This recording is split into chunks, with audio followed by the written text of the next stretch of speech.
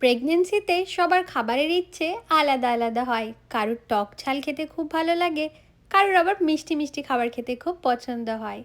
তো আমার প্রেগনেন্সির শুরু থেকেই সেরকম খাবারের খুব একটা ইচ্ছে ছিল না। না টক ঝালের দিকে ছিল, না মিষ্টির দিকে ছিল।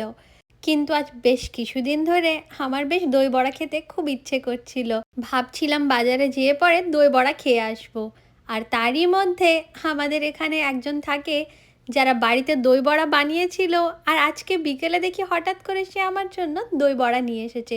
বেশ অনেকগুলো দই বড়া দিয়েছিল, 10 পিস দই বড়া দিয়েছিল তারা এই বক্সটার মধ্যে। তো আমি দই বড়াগুলোকে দেখে পরে আর ওয়েট করতে পারছিলাম না, সঙ্গে সঙ্গে দুটো বাটি বের করে নিলাম। তার মধ্যে আমি দই বড়াগুলোকে এবার সার্ভ করে নিচ্ছি। ভাবছি কখন আমি এগুলোকে রেডি করব আর তারপরে আমি খাবো। রেডি করার মতন যদিও কিছু নেই, এর মধ্যে শুধুমাত্র একটু উপরে সেও ভাজা দেবো, বাস তারপরে খাওয়া স্টার্ট করব।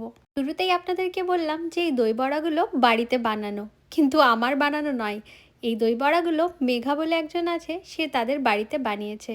আর ও আমাদের এখানে অ্যাপার্টমেন্টেই থাকে। জানি না কী করে ও মনের কথা জেনে গেল, আর আজকে ও নিজেদের বাড়িতে দই বড়া বানিয়ে পরে আমাকে দিয়ে গিয়েছিল পুরো একটা বক্সে ভর্তি করে। তো এবার আমি এই দই বড়াগুলোর ওপরে অল্প করে সরু চানা দিয়ে দিচ্ছি, কারণ এই সরু চানাগুলো সব ভাজা। আর এখন এই মুহূর্তে আমার ফ্রাইড খাবার খাওয়া বন্ধই আছে প্রায়। কিন্তু দই বড়ার সাথে একটুখানি সরু চানা না দিলে সেটা খেতেও ভালো লাগে না। আমাকে দেখে বুঝতেই পারছেন যে এই দই বড়াগুলো পেয়ে আমি কতটা খুশি। বা সেটা খাবো কখন সেই টাইমটার জন্য আমি ওয়েট করছি। এখানে দুটো বাটি সাজিয়েছি, একটা আমার জন্য আর একটা হাম্পার জন্য। তো ও এখন রুমে আছে, কিছু কাজ করছে।